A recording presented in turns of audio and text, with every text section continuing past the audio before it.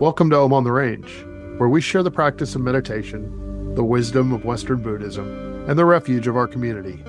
Whether you are new to meditation or a longtime practitioner, committed or curious, this offering is here to share solutions, stories, and support. Happiness and better health are available to everyone. It just takes practice. This is Om on the Range. Hello and welcome to episode number 44 of Om on the Range. I'm your host. My name is Whit. I'm very glad to have you here. I'm also very glad to introduce and welcome as our co-host this week, Miss Shelley Barks. Shelley, how are you? I'm doing well, thank you. I really appreciate you agreeing to come upon the show. I met you at TBC. I know that you are a practitioner as well as a teacher. I think to begin with, you want to just share a little bit about yourself? Yeah, sure. I've been a member of the Sangha for a few years now, though I've been attracted to Buddhism for a long time. I was actually raised without any spiritual practice, without any religion, which is unusual, especially here in the Midwest. And so I've been a bit of a seeker for my whole life, and Buddhism is really the spiritual practice that I've always been drawn towards. And finding this Sangha and the Dharma and everything at TBC has just been such a gift to me. Let's see, I spent years in the corporate world in marketing communications, and as often happens, I came to this practice really more in a more dedicated way through my own personal issues that were happening. I kind of hit that wall. Victor talks a lot about it in his Dharma talks. He talks about how the pain of his own life caused him to start examining that. And when you do that, I think ultimately it becomes a spiritual practice. I was in a marriage that failed. I hate using that word. I can't believe I used it. It ended. Everything ends, right? Doesn't mean it was a failure. My marriage ended, layoff, and I got a very debilitating autoimmune disease. And I often say that was the best thing that ever happened to me, because I was forced to look at what was inside that I had pushed down. And so that became sort of my own personal journey. And often, as what happens, things happen in our personal life and it becomes professional, right? So then once I started waking up to the reality of all of the unprocessed emotion, namely grief inside of me, and I just awakened to my true, authentic, my true Buddha nature, it spilled over into my work. And I found myself unable to, I guess, for a lack of a better word, fake it. Right. I think so much in our culture, we have to put out I think persona comes from the root is mask.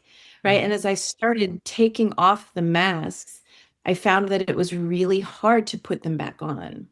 And I am an Enneagram 4, if that means anything to anybody. I'm neurodivergent. And so as I'm uncovering all of these things about myself, it becomes harder and harder to live in an inauthentic way. And so now my practice, my own work, is work that I do with other people. So Okay. I don't know. Yeah, no, that's a good start. I think it's interesting, and I don't know if you agree, but I'm going to give you a chance to tell me.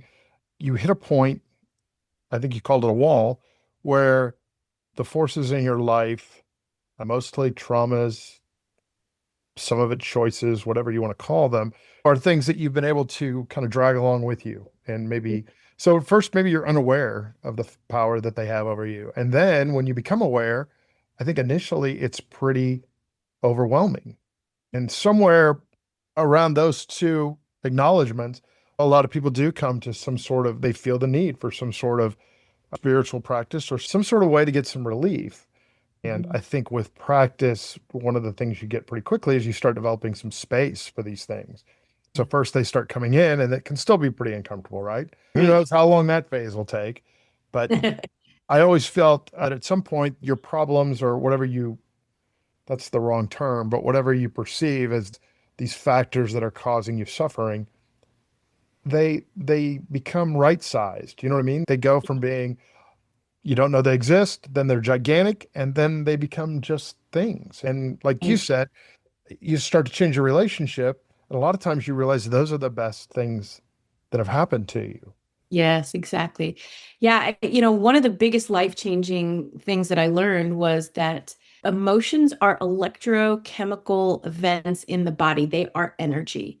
And when an external event happens, stimulus hits us, that is energy. Emotions are energy, and energy either has to be released or stored. It has to go somewhere. And the way you hear a lot about trauma, and traumatic events are inherent in being human, right? Sure. It In order to process the energy that hits our system during after a traumatic event, we need two things as children. We need attunement and we need co-regulation. Attunement is somebody sitting with us in the emotion and saying, I'm here with you. I feel it with you. I'm sitting with you, not fixing it. That's what a lot of people try to do. What I tried to do as a parent until I learned this, right? Not fixing the problem, sitting problem. And then that co-regulation piece, sitting with someone else with a regulated nervous system so that ours can come into baseline. And that's what it takes to release that energy of emotion from a traumatic event. When we don't have that from our caregivers, my caregivers were certainly never taught how to do that. Sure. Then we don't process it. It just becomes stored energy.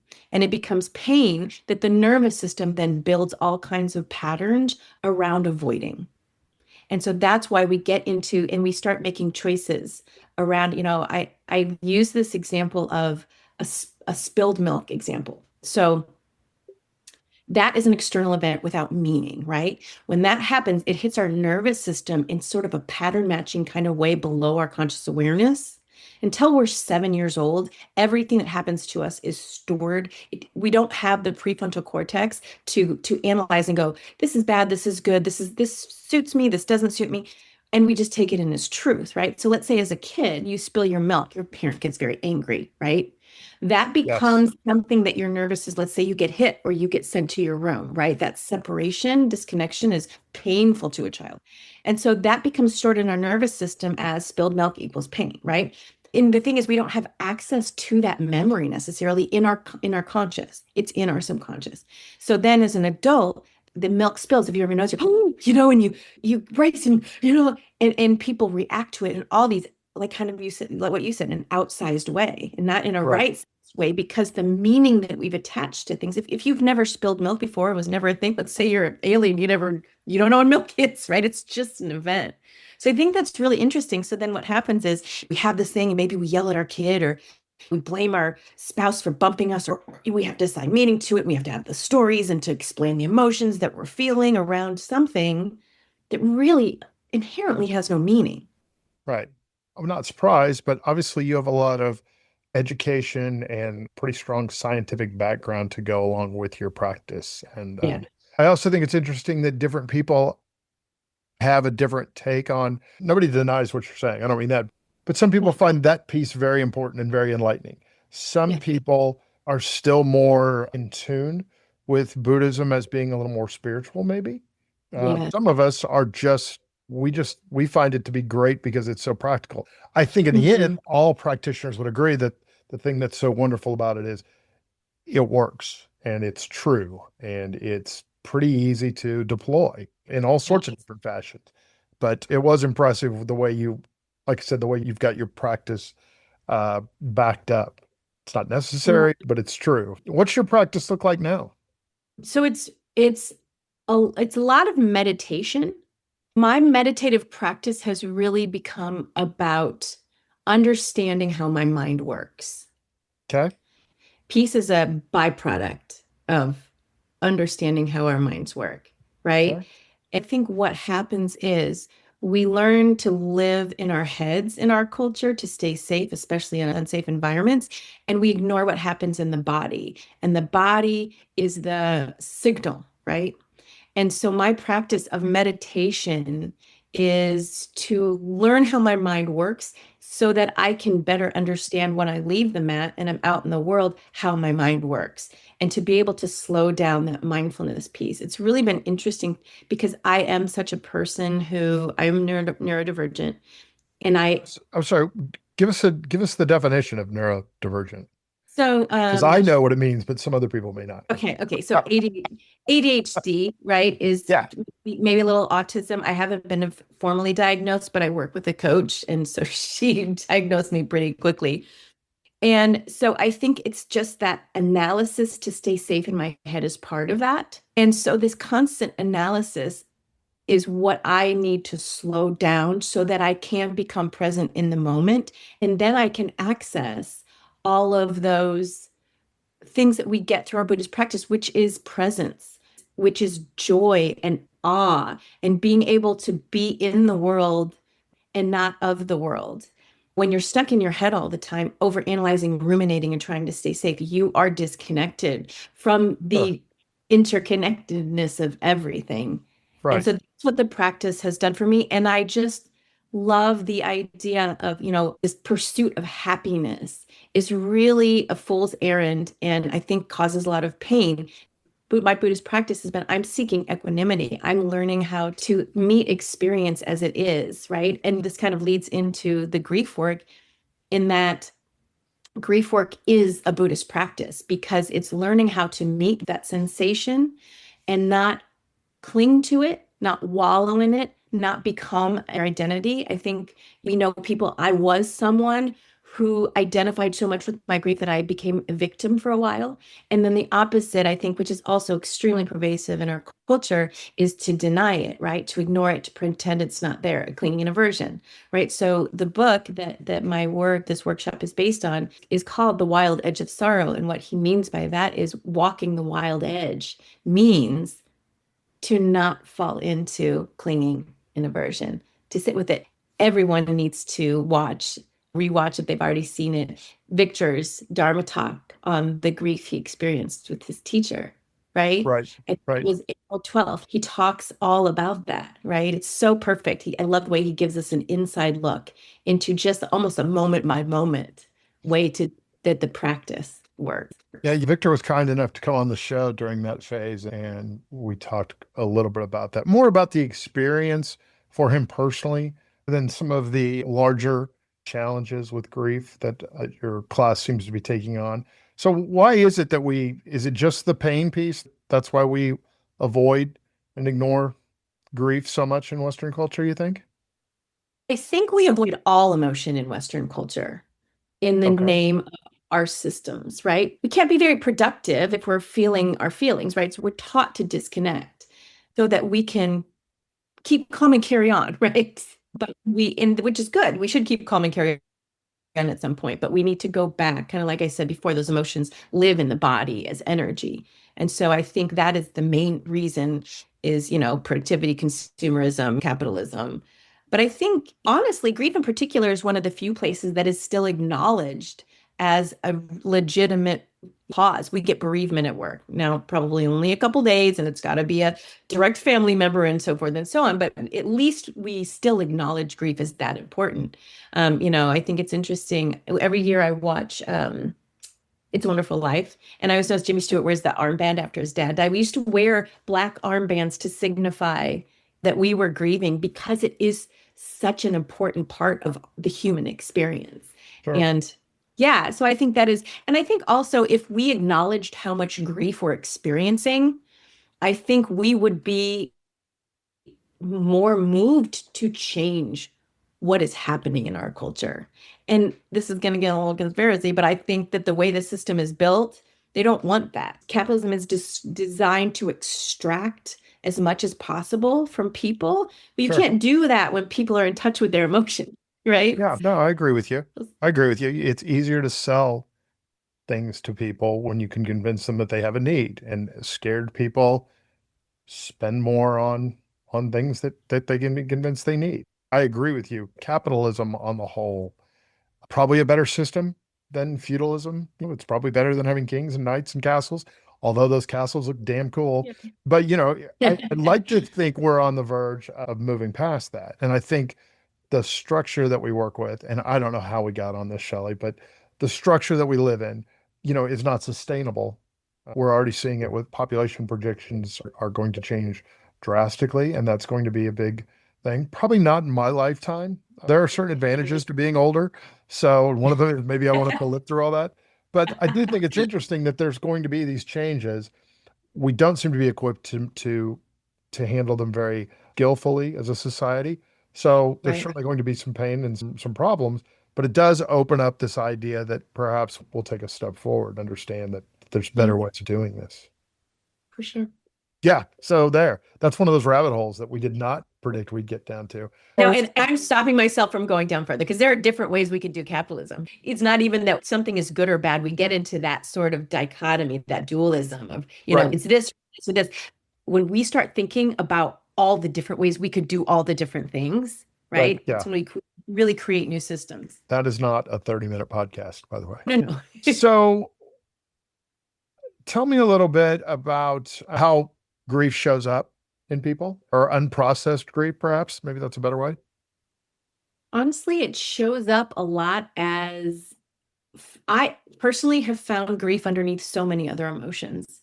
It comes out as fear, it comes out as anxiety, it comes out as depression, right?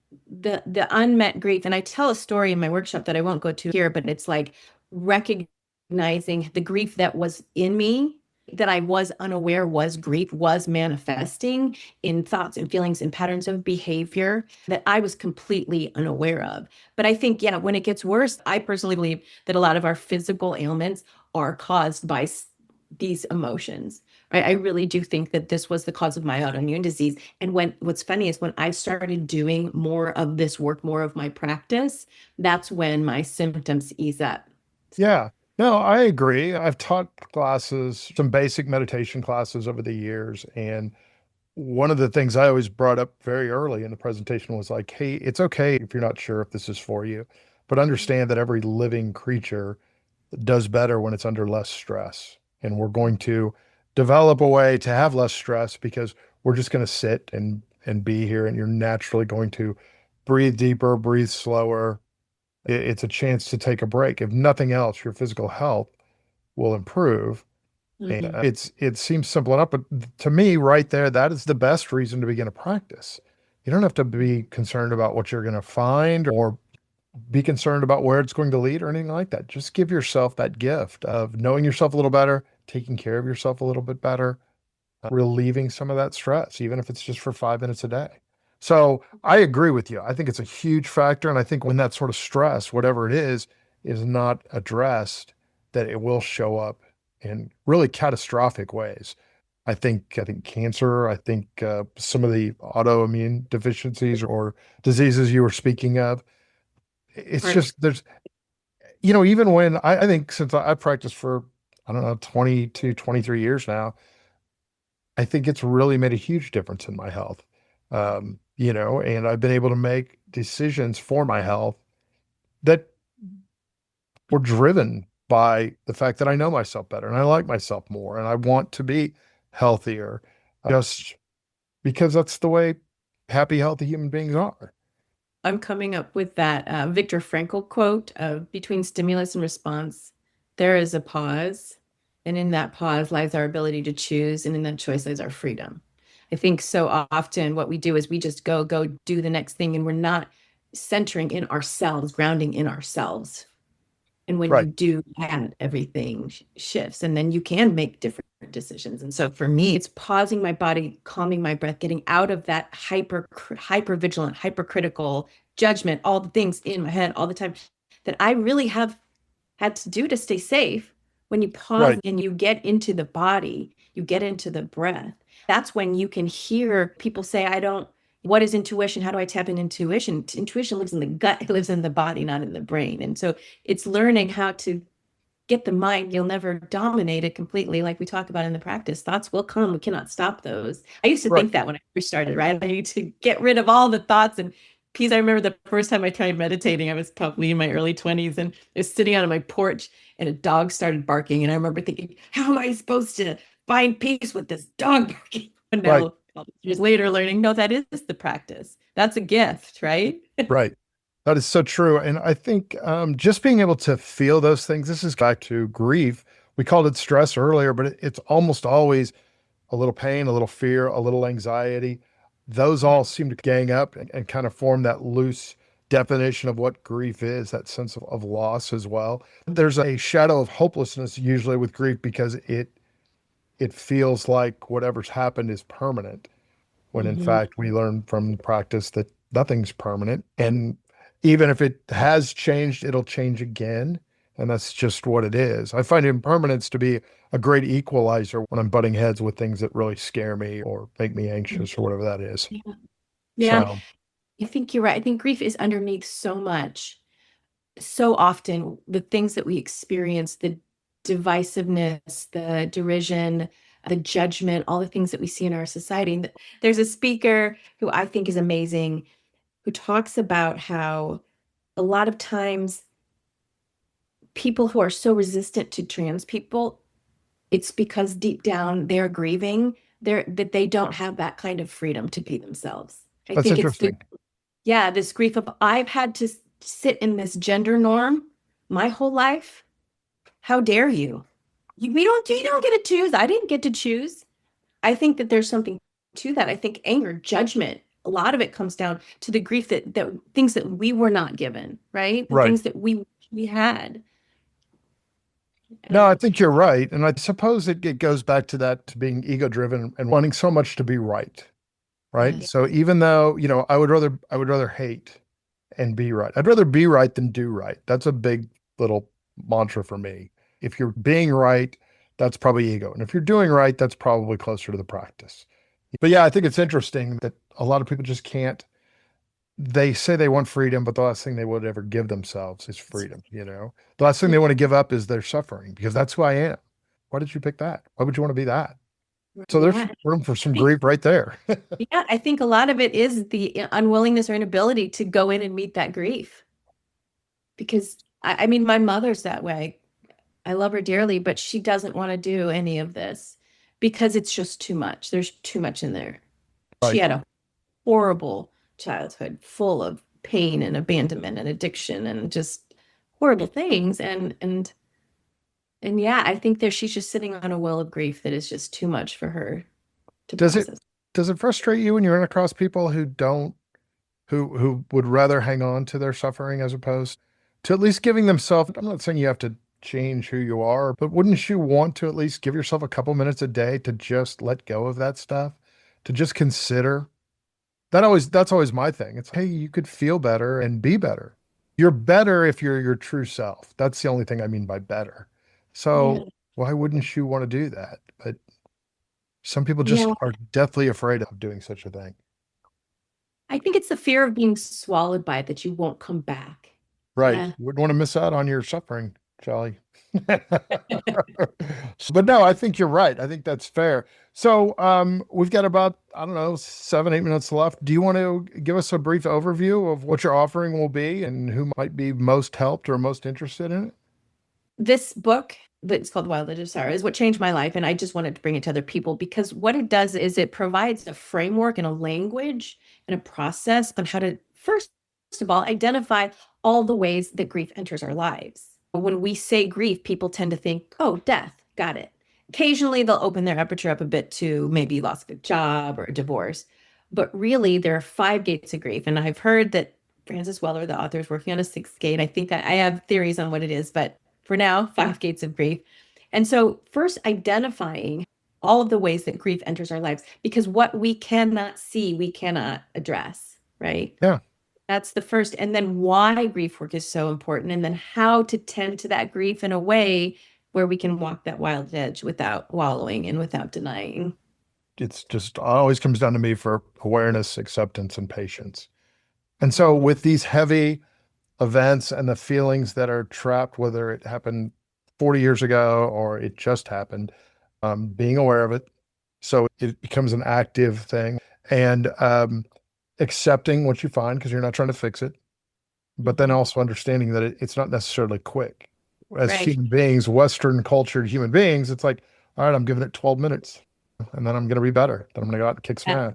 Right. So, And I think too now is needed more than ever. He talks about in the book how for millennia, human beings knew grief only in the context of the death of a loved one.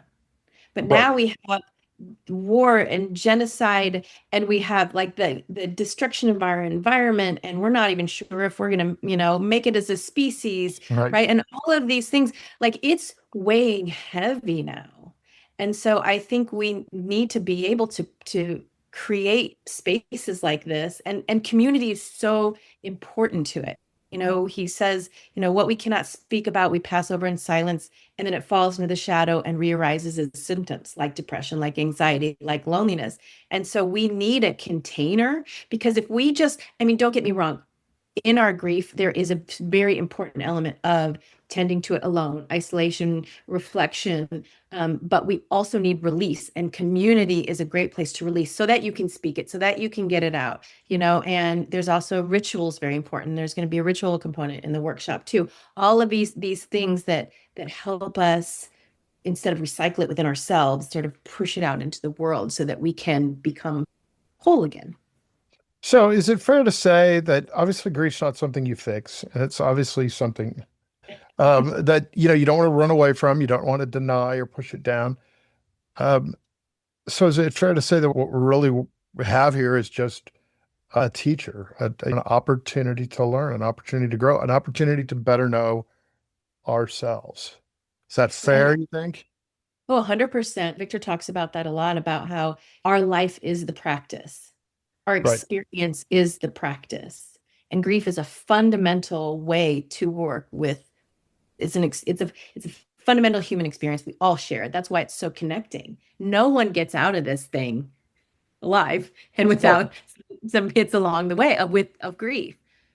So I think that is why it's so important to learn how he talks about how we've lost the language for the grief and the practices around grief because we've been, for millennia, we also lived in tribes, right? Where we woke up in the morning and we heard the sound of 40 voices and birds chirping. And now we live in these little boxes with just one, two, three people, right? And so we're sort of cut off from that feeling of tribe. And that's why Sangha is so important. That's why getting back to coming together, we have rituals in our culture, we have funerals, but I don't know, my experience, they can be a little,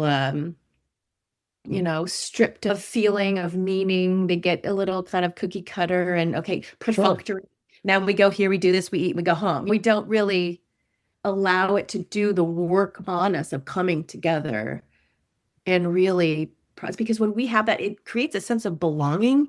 And Sure. I believe that belonging is the most fundamental of, if you look at Maslow's hierarchy, I think it should be on the bottom, right? Because we are social creatures. We cannot live by ourselves, right? We need to feel belonging so that we can feel safe, so that we can get food, so that we can get shelter, right? No, and so I think that belonging and being together in grief is such a powerful, cohesive way to feel that kind of belonging. Anyone who's grieved, has been in that situation, I think, when they have those people that they can grieve with, you often Right. feel so much more bonded to them. Sure. I think it validates how you're feeling and maybe a little bit why, even if you don't understand it. But I also think that the power of the Sangha is that it gives this environment where no matter what you're dealing with, you have people that are genuine, they're authentic. I know for me, I would not be doing a podcast if it wasn't for the Sangha. Certainly not about Western Buddhism and meditation. So I've always been impressed and thankful for the wonderful people I've met, but also for the environment that has allowed me to grow. And it goes hand in hand with what I've learned from sitting and being on my own. I practiced for years and years, and that was still very valuable. But it's a different level. And you go from just being enthralled with the comfort and the peace that you find to really starting to bloom in that group. And I think with what you're dealing with too, Song is, I don't want to say it's necessarily mandatory, but your sudden village line is so handy because it gives us a chance to understand that we're going to build this, we're going to deal with this, a real thing, and we're all going to benefit. So we're getting near the end. Anything you want to say to the group about either about grief or meditation or about your class or about you? I guess the only thing I want to make sure that people come in knowing is that it's not a grief support group.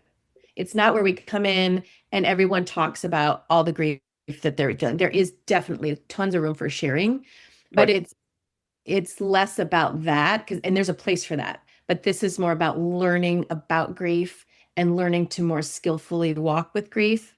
First and foremost, by learning about the ways Because once you start seeing it, how it's coming in, oh, that frustration is about something else, right? Oh, this Yeah. is grief. Oh, that's grief. Oh, that's grief. Once we are aware of it, then we can start to process it. So it's sharing, but it's also a lot of teaching. And yeah, like I said, the ritual piece. Great. Great. Shelley, thank you so much for co-hosting with us. It's been wonderful to have you. I really appreciate your candor and your wisdom. I also want to thank everyone who has listened and joined us today at Home on the Range. We can be found on Spotify as well as YouTube and on the Temple Buddhist Center website. So find us there. Feel free to leave a comment. We will be back next week. My name is Whit. I'm the host of Home on the Range, signing off and wishing you happy trails. Thanks to our Home on the Range production team for making this program possible, and to Mr. Brad Athey for composing and performing the original music. And to you, our listeners, thank you for being a part of this journey as we explore meditation, Western Buddhism, and the path towards a happier, healthier life. Remember, less suffering and more joy are available to everyone. It just takes practice. Until next time, stay grounded, stay kind, and keep finding peace in the simple, practical things. For all of us here at Home on the Range, happy trails.